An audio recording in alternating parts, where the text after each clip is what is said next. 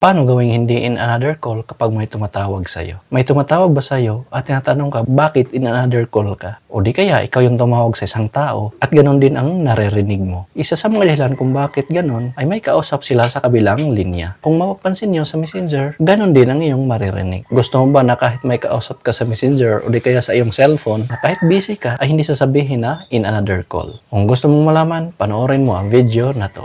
Pero bago ang lahat, kung nagustuhan mo ganitong video, ay huwag mo kong kalimutang i-follow para updated ka sa mga bago kong video. Una, punta tayo ng cellphone natin. So, halimbawa may katawagan ka. So, ang idadial mo lang para ma-activate siya ay *43 sign number. Then call.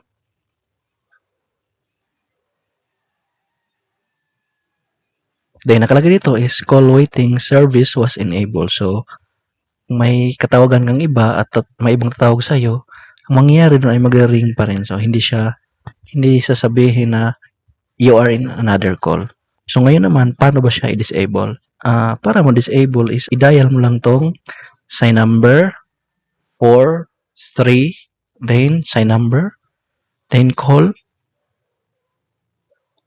Ayan, call waiting service has been disabled. Then, okay. So, ngayon naman, pupunta tayo sa Messenger. So, pag nasa Messenger ka na, pili ka lang ng tao na gusto mong pag-set-upan. So, halimbawa, itong account ko. So, ang gagawin nyo lang ay pinutin lang tong parang I or I icon. Then, pinutin lang tong mute. Then, pili lang tong mute call notifications. Then, okay. Then, pili ka na kung ilang oras. May 15, 1 hour, 8 hours, 24 hours.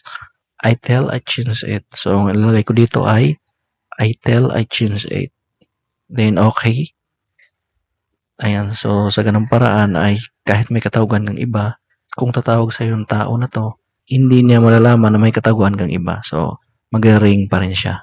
So, ganun lang kadali. Kahit may katawagan ka, ay hindi sasabihin na you are in another call. Kung nagustuhan mo ang video na to, huwag kalimutang mag-like, subscribe, at hit notification bell para updated ka sa mga bago kong video.